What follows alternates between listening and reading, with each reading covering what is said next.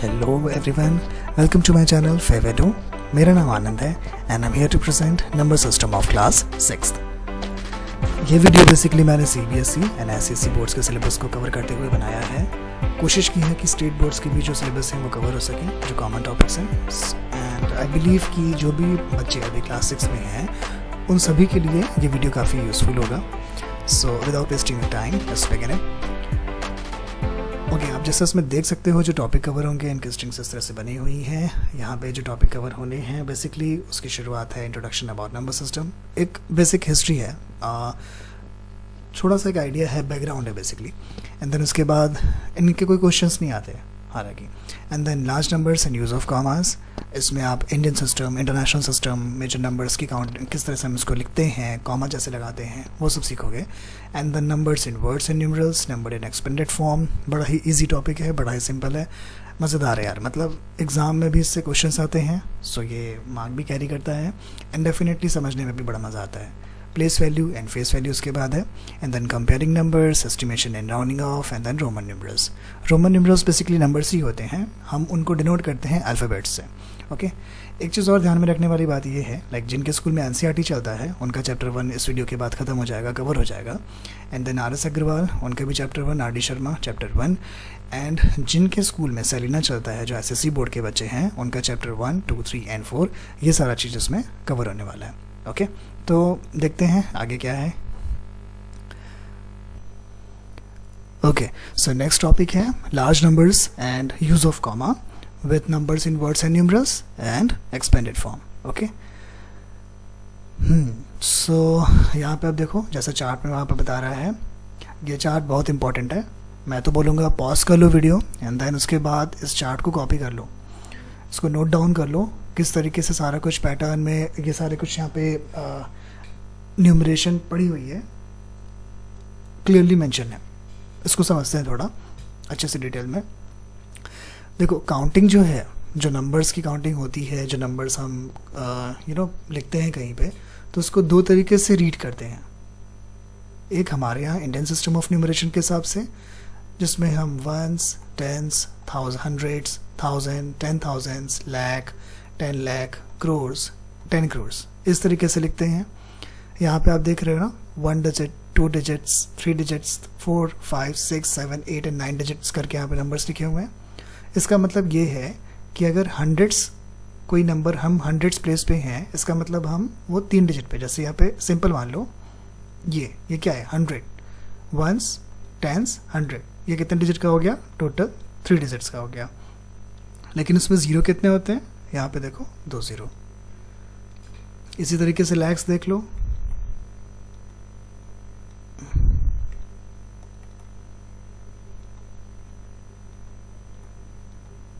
ठीक है।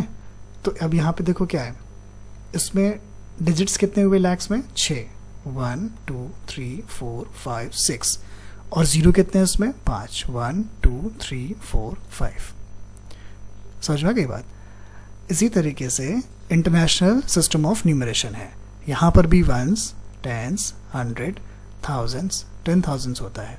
लेकिन इसके बाद, इस सेक्शन के बाद यहाँ पे फ़र्क हो जाता है। लैक्स की जगह पे हम इंटरनेशनल सिस्टम में बोलते हैं 100,000। इसी तरीके से 10 लाख्स की जगह मिलियंस हो जाता है, क्रोर्स की जगह 10 मिलियंस हो जाता है, 10 करोड़ की जगह 100 मिलियंस हो जाता है। इसको और अच्छे से समझते हैं। कोई भी एक नंबर बड़ा सा गेस कर लेते हैं, जैसे 4, 3, 7, 6, 9, 8, 5, 6, ठीक है। ये एक नंबर हमने बना लिया। अभी सिर्फ हम पहले इंडियन की बात करेंगे। इसको जब भी हम लिखेंगे, इसको इंडियन तरीके से हम कैसे लिखेंगे। इंडियन तरीके में सबसे पहले तो हम इसको कैसे रीड करेंगे, पहला क्वेश्चन ये हो गया। दूसरा क्वेश्चन ये आता है कि यहाँ पे कॉमा कैसे लगेगा, ठीक है। ये 2 पार्ट है।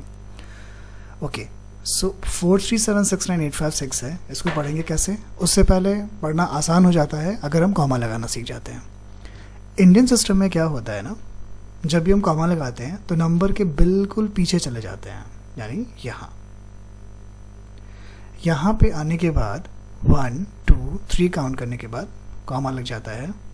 फिर उसके बाद ये 3 प्लेस पे कॉमा लगा, फिर 2 प्लेस छोड़ देते हैं, 1 2 छोड़ दिया, फिर यहाँ कॉमा लग गया, फिर 1 2 छोड़ दिया, फिर यहाँ कॉमा लगा, नंबर ख़त्म, छोड़ दिया हमने।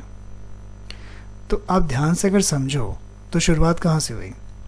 शुरुआत हमने जो किया वहाँ पे आप देखो 3 प्लेस पे पहले कॉमा लगाया, फिर 1 2, फिर 1 2, उसके बाद जो बचा उसको वापस से छोड़ दिया। ठीक है, आई वो समझ में। यानी कि इंडियन तरीके से किसी भी नंबर्स को हमें लिखना होगा तो यहाँ पे हम वैसे ही नंबर लिखेंगे कि 4 3 7 6 9 8 5 6। क्लियर। अब इसको पढ़ेंगे कैसे। ये पार्ट तक यहाँ तक 100 हो गया, फिर ये 1000 की फैमिली हो गई, देन ये लाख की फैमिली हो गई और ये करोड़ की फैमिली हो गई। ठीक है, कैसे मैं पता लगा रहा हूँ, देखो 3 यहाँ पे है, ये 3 इधर से देखो, इसी तरीके से ये 2 की फैमिली हो गई तो ये थाउजेंड्स की फैमिली हो जाती है। उसके बाद की जो फैमिली होती है वो लैक्स की फैमिली होती है, उसके बाद की जो फैमिली होती है वो करोड़ की फैमिली होती है। तो उसको हम ऐसे बोल सकते हैं कि ये 100 10s और 1s की फैमिली हो गई, ये जो फैमिली हो गई ये 1000 की फैमिली हो गई, ये जो फैमिली हो गई वो लैक्स की फैमिली हो गई और ये करोड़्स की फैमिली हो गई। आई बस समझ में। कॉमा कैसे लगाना है वो भी समझ में आ गया है। तो इसके बाद इसको वर्ड्स में लिखना बिल्कुल आसान है। कोई भी नंबर्स को हम 2 तरीके से लिखते हैं, याद है ना, पहले बताया था अभी जस्ट। एक उसको नोटेशन फॉर्म में यानी नंबर्स में, जैसा अभी लिखा हुआ है ये नोटेशन फॉर्म है। फिर हमें एक इंग्लिश में भी लिखना होता है यानी वर्ड्स में भी लिखना होता है। तो वो तरीका फिर यहाँ पे आसान हो जाता है अगर आप ये समझ लियो तो। इसमें मैंने पीछे से 3 नंबर छोड़ा, कॉमा लगाया, फिर 2 नंबर छोड़ के कॉमा लगाना शुरू कर दिया जब तक नंबर ख़त्म ना हो जाए। नंबर ख़त्म हो गया, देन पहली की जो 3 की लास्ट की जो 3 कैटेगरी होती है, मतलब 3 नंबर्स की जो कैटेगरी होती है वो 100 10s और 1s की होती है। उसके बाद थाउजेंड्स की कैटेगरी आती है, फिर लैक्स की, फिर करोड्स की। पढ़ना आसान हो गया। अब इसको लिखेंगे कैसे। इसको लिखना होगा तो 4 करोड़ 37 lakhs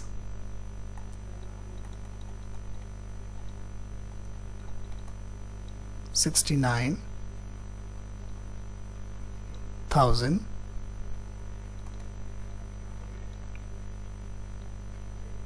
856। ठीक है, सिंपल है। मैंने क्या किया, करोड़ की फैमिली है तो करोड़ की फैमिली में कितना लिखा है 4, तो मैंने लिख दिया कि 4 करोड़। लैक्स की फैमिली में कितना लिखा हुआ है 37, तो मैंने क्या लिख दिया, यहाँ पे देखो आराम से 37 लैक्स पड़ा हुआ है। फिर 1000 की फैमिली में क्या लिखा था 69, वहाँ पे मैंने लिख दिया कि ये 69,000 है। और 100 10s और 1s की फैमिली में 856 लिखा हुआ है, तो ये 856 हो गया। इजी है, बिल्कुल इजी है।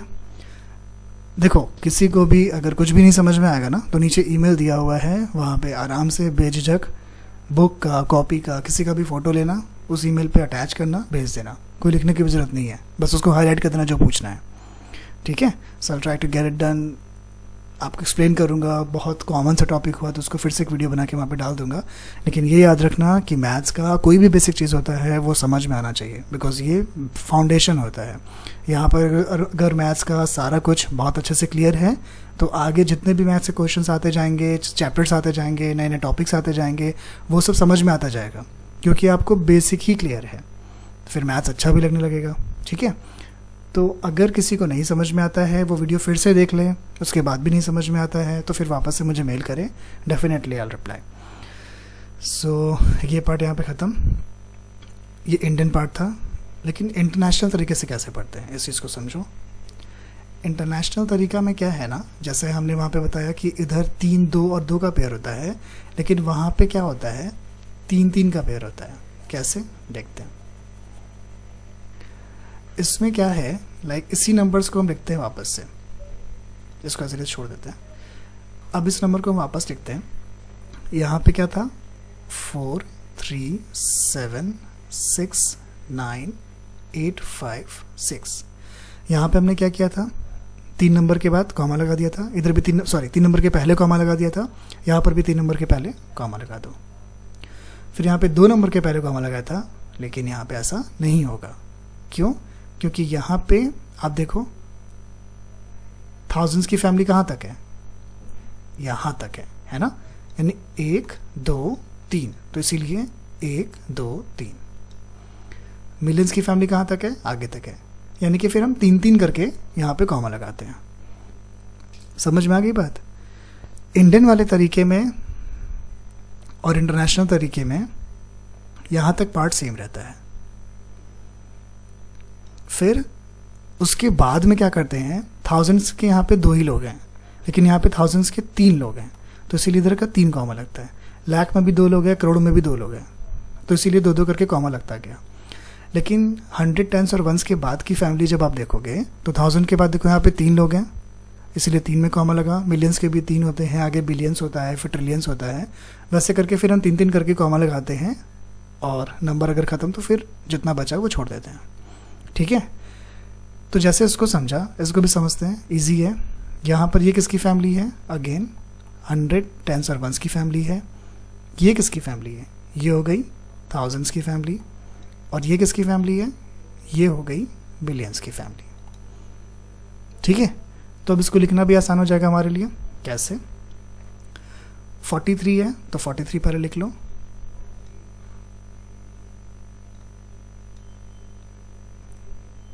सॉरी 43 मिलियंस, उसके बाद 769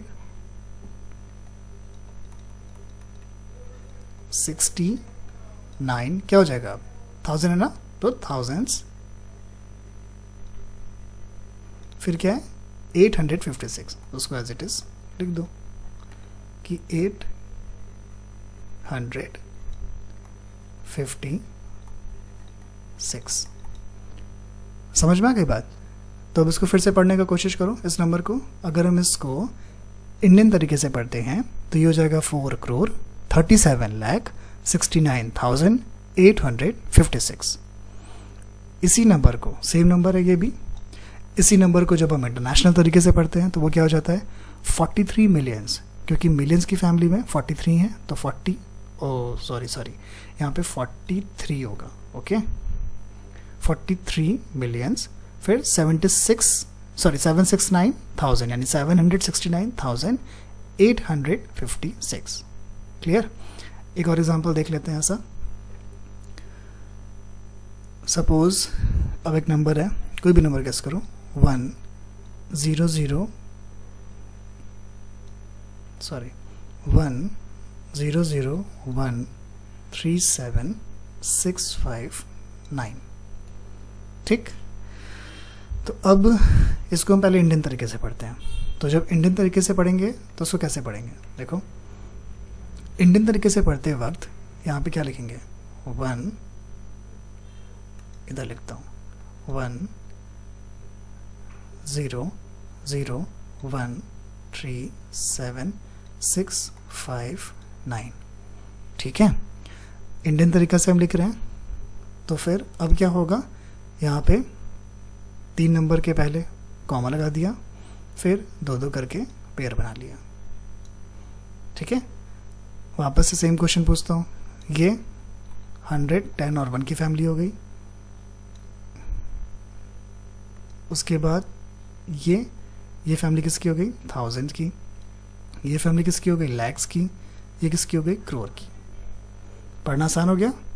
कैसे पढ़ेंगे, 10 करोड़ 1,37,659। ठीक, इसको लिखेंगे कैसे, सेम चीज़ है, 10 करोड़ 1,37,659। ईजी है, काफ़ी ईजी है। अब इसी चीज़ को अगर मैं इंटरनेशनल तरीके से बोलूँ तो पहले खुद करने की कोशिश करना। इससे क्या होगा, कॉन्फिडेंट भी आएगा, डाउट कुछ होगा तो आंसर आप मिला भी लोगे, ठीक है। So let's try this with international system of numeration. I am going to try, hope तुम सब बना चुके होगे अब तक। सो वापस ये नंबर है 1 0 0 1 3 7 6 5 9। मैं क्या करूँगा, 3 नंबर के पहले कॉमा, वहाँ पे 2 नंबर छोड़ता था इंडियन में, लेकिन अब 3 नंबर यहाँ छूटेगा, यहाँ पे कॉमा हो जाएगा और ये, ठीक है। अब ये क्या है, ये 100 टेंस और वंस की फैमिली है, ये 1000 की फैमिली हो गई, ये मिलियंस की फैमिली हो गई। As simple as that. लिखेंगे कैसे इसको, पहले पढ़ तो लेते हैं।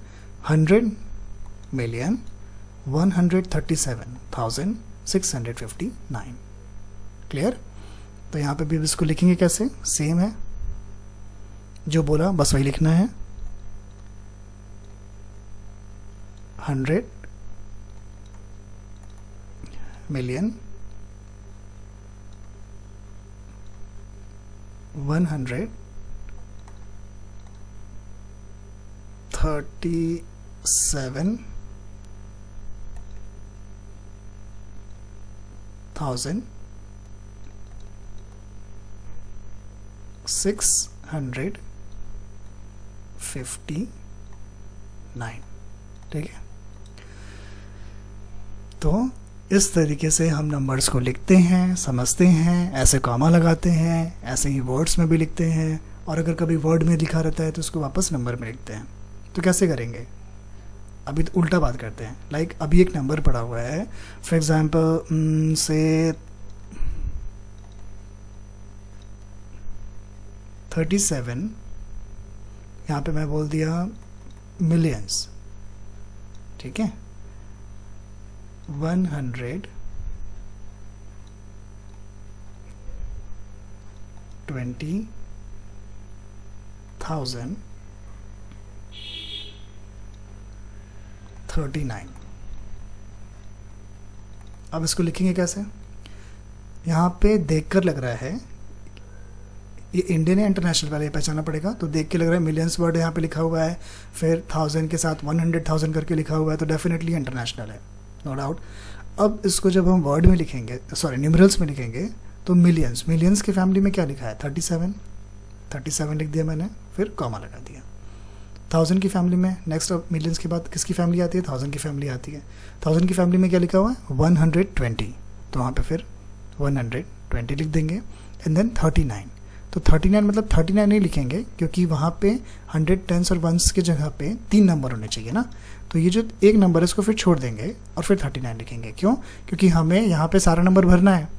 तो अगर सारा नंबर नहीं है यहाँ पे, तो फिर हम जो नंबर नहीं है वहाँ पे 0 लगा देंगे। फॉर एग्जाम्पल, अगर मान लो ये 39 नहीं होता और यहाँ मैं बोलता कि गाइज यहाँ पे आपको 1 सिर्फ लिखना है, फिर क्या होता, 37, मिलियंस की फैमिली में 37 हम लिख देते, और 1000 की फैमिली में 120 लिख देते। फिर उसके बाद किसकी फैमिली आती है, 100 टेंस और वंस की फैमिली आती है, कंसिस्टिंग 3 नंबर्स, तो 3 नंबर तो होने चाहिए भाई। तो सी लिखा है 1, तो 1 हम यहाँ पे 1 लिखेंगे तो वो किधर प्लेस पे आ जाएगा, 100 के प्लेस पे आ जाएगा, है ना, तो वो गलत हो जाएगा। इसीलिए हम वहाँ ना लिख कर इसको हम 1 को 1 पे ही लिखते हैं, बाकी जो जगह बचता है जहाँ पे कुछ नहीं है वहाँ पे 0 0 लिख देते हैं। ठीक है, इजी है। ऐसे एक और समझ लेते हैं, लाइक 9 crore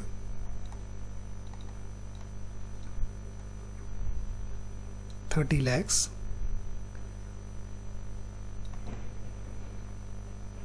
4,624। ऐसे ही मेरे मन में कोई एक नंबर आया, मैंने उसको यहाँ पे लिख दिया। इसको नंबर्स में कैसे लिखेंगे, क्रोर, शुरुआत क्रोर से करते हैं। क्रोर की फैमिली में क्या लिखा है, 9। लैक्स की फैमिली में कितना लिखा है, 30। 1000 की फैमिली में कितना लिखा है, 4। ध्यान से समझना, 2 का पेयर बनता है लेकिन 4 है, तो हम उसको 04 लिखेंगे। क्यों, क्योंकि 1 लाख होता है फिर 10 लाख होता है, 10 लाख की जगह पे कुछ नहीं है, तो वहाँ पे वो 04 हो जाएगा। ठीक है। अगर हम 4 लिख देंगे, फॉर एग्ज़ाम्पल अगर हम यहाँ पे यही चीज़ पे अगर हम से 4 लिख देते तो आगे हमें एक 0 लगाना पड़ता, क्योंकि हमें तो 2 का ही कॉमा रखना है, तो ये 4 की जगह 40 हो जाता, तो हमारा आंसर गलत हो जाता। ठीक है। सो इसीलिए जब यहाँ पे 4000 लिखा है तो यहाँ पे हमने 4000 लिख दिया। फिर 100 टेंस और वंस की फैमिली में क्या लिखा हुआ है, 624। 624 ये हो गया नंबर। इजी है, आराम से हो जाएगा। उसको प्रैक्टिस भी करना। अब इसको टैली भी कर लेना। उसके बाद टैली कैसे करोगे, क्रोर मतलब यहाँ से शुरू होता है, तो क्रोर में कितने डिजिट्स होते हैं, 8 डिजिट्स। काउंट कर लो, 1 2 3 4 5 6 7 8। ठीक है, ये तरीका है। अब नेक्स्ट देखते हैं क्या है। इस पर कुछ क्वेश्चंस भी कर लेते हैं। उससे पहले ये भी समझ लेते हैं यार, ये भी काफ़ी इंपॉर्टेंट है। इसमें देखो क्या लिखा हुआ है, किलो, हेक्टो, डेका, फिर एक बेस यूनिट बनी हुई है जिसमें मीटर, लीटर, ग्राम लिखा हुआ है, एंड देन डेसी, सेंटी, मिली, ये सब लिखा है। तो ये क्या होता है, यहाँ पे जब भी हम कोई चीज़ मेजर करते हैं तो नंबर्स के साथ साथ हम यूनिट भी लगाते हैं। जैसे कोई तुमसे पूछता है कि तुम कितने साल के हो, तो तुम बोलते हो हम अभी से मैं 12 साल का हूँ। मैं नहीं, ऑफ कोर्स तुम बोलोगे। तो वहाँ पे क्या होता है, 12 साल यानी 12 ईयर्स, तो 12 के साथ साथ एक टर्म भी जोड़ा। ये टर्म क्या हो गई, यूनिट हो गई। यूनिट किस चीज़ की है, ये टाइम को मेजर करने का एक यूनिट है। आई बात समझ में। इसी तरीके से जब भी हम मीटर में कोई चीज़ मेजर करते हैं, इसका मतलब है हम किसी चीज़ का लेंथ मेजर कर रहे हैं। सिमिलरली जब हम कोई चीज़ लीटर में मेजर करते हैं, इसका मतलब है हम कोई लिक्विड है उसको मेजर कर रहे हैं। जब हम कोई ग्राम में कोई चीज़ को मेजर करते हैं तो हम जनरली किसी का वेट लेना होता है ना, तो उसको ग्राम में मेजर करते हैं। फॉर एग्ज़ाम्पल आपसे किसी ने पूछ लिया कि आप कितना वेट है आपका, तो आप नहीं बोलोगे 12 ईयर्स, है ना।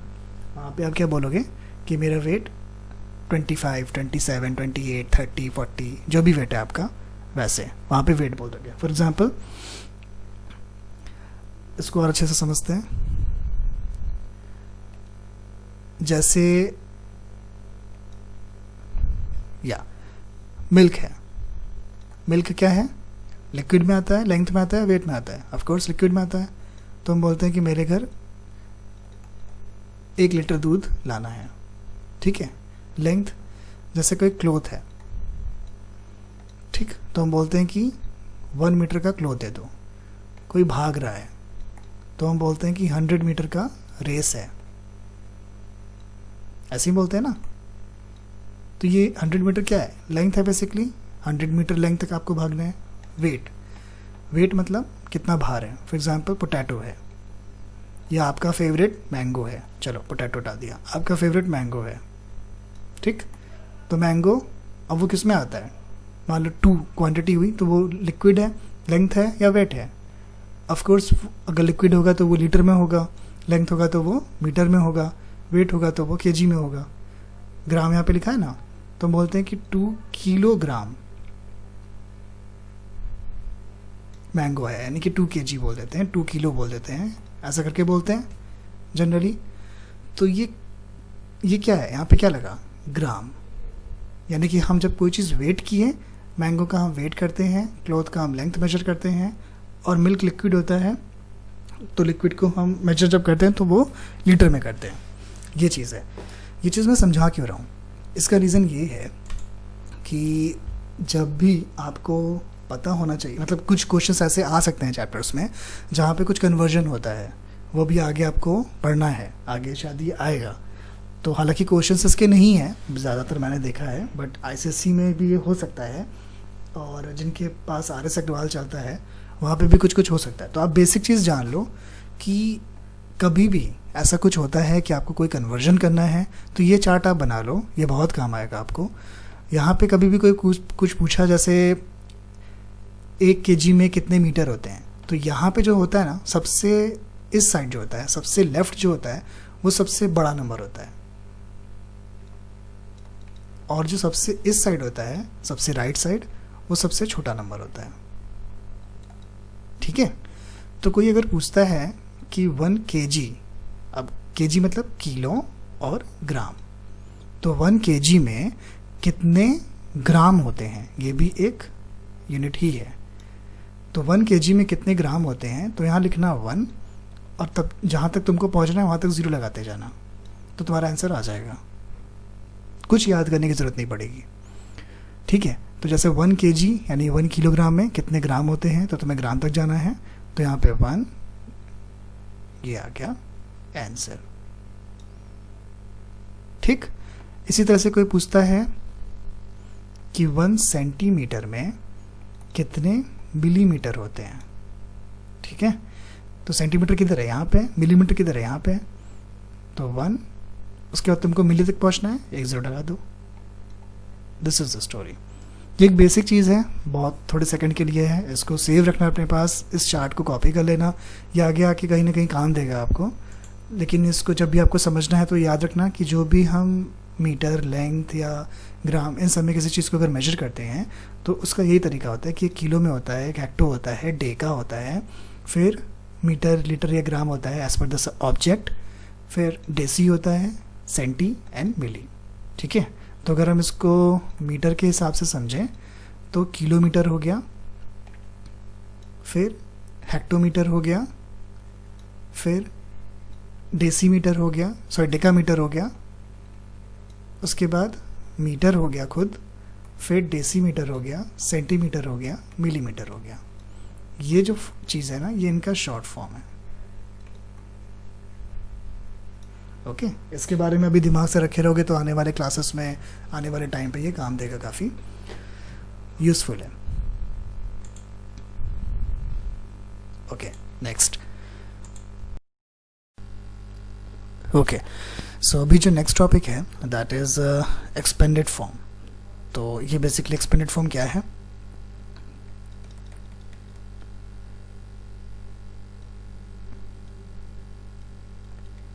एक्सपेंडेड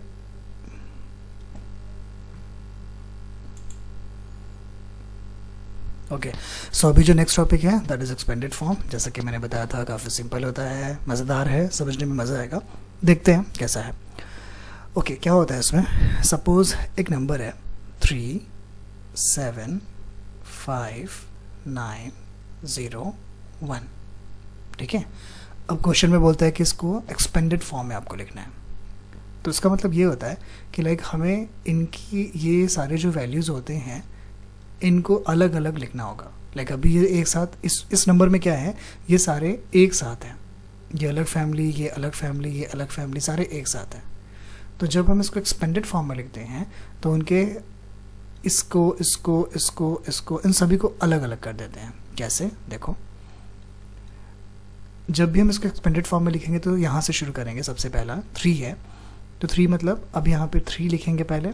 उसके बाद कितने नंबर्स हैं? 1 2 3 4 5, यानी कि 5 टाइम्स हम 0 दे देंगे इसमें। फिर प्लस का एक सिंबल। उसके बाद क्या नंबर है? 7। फिर 7 लिखेंगे और वही प्रोसेस फिर से रिपीट करेंगे, यानी कि 7 के बाद जितने डिजिट्स हैं उतने यहाँ पे 0 लग जाएंगे। तो 7 के बाद 1 2 3 4, तो 1 2 3 4। नेक्स्ट क्या है? 5। 5 के बाद कितने 0 लगेंगे? करेक्ट, 3 1 2 3। 9 के बाद 2, फिर 0 है तो स्किप कर देंगे एंड देन 1। तो यहाँ से लेके यहाँ तक जो भी आप लिखे हो तो that is in expanded form basically, इसे ही कहते हैं। अब इसी का उल्टा क्या होता है कि एक्सपेंडेड फॉर्म को वापस हमें नंबर में लिखना होता है। तो हम वो कैसे करते हैं? फॉर एग्जांपल एक एक्सपेंडेड फॉर्म लिखा हुआ है 7 0 0 0 0 0 प्लस 3 0 0 0 0 प्लस 5 0 प्लस 4। तो यानी कि जो नंबर बनेगा वो कितने डिजिट का बनेगा? 1 2 3 4 5 6 डिजिट का, यानी कि 7 उसके बाद ये 5 डिजिट है, तो 7 के बाद क्या आता है, सॉरी 6 डिजिट का है, तो अब 6 डिजिट के बाद क्या आएगा, 5 डिजिट आएगा, यानी कि 3 यहाँ पे लिखेंगे क्योंकि ये 5 डिजिट का है, ठीक है। उसके बाद 4 डिजिट आना चाहिए, 4 डिजिट का, बट इसके बाद कोई नंबर नहीं है, तो फिर वहाँ पे 0।